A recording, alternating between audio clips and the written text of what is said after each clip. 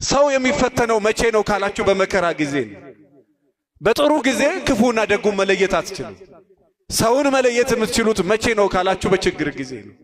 እንደሚወዳችሁም እንደሚጠላችሁ መታወቁት በችግር ጊዜ። በደናውማ እናንተ ሁላችሁም በቃ ልስልስ ያኔም ልስልስ ያልኩ ነኝ ነው። ትንሽ ኮሽ ቢል ማማን ረግጦ እንደመሄድ ይታወቃል። የሚስትህንም ጸባይ የምትለየው መቼ ነው ካልክ የችግር ጊዜ እና ችግሩ ሲመጣ ከዚህ እንደሚወራው አይደለም።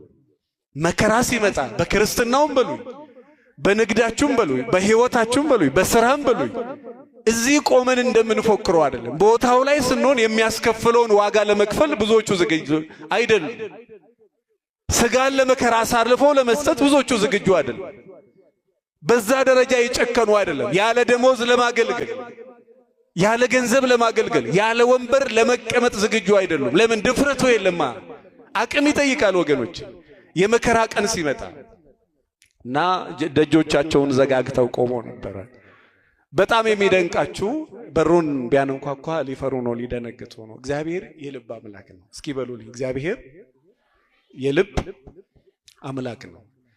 ቅድም ሐሳብንና ስሜትን መንፈስን ሁሉ ይመረምራል ብያቸዋለሁ። እንደሚፈሩ እንደሚደነግጡ እንደሚጨነቁ ያውቃል። በዝግ በሮቹ ተዘግተው ደጁ በተዘጋበት ሰዓት ጭር ባለ ሰዓት ላይ በተዘጋ ቤት ገብቶ ሰላም ለእናንተ ይሁን አላቸው። ስሙ ለዘላለም የተመሰገነ ይሁን።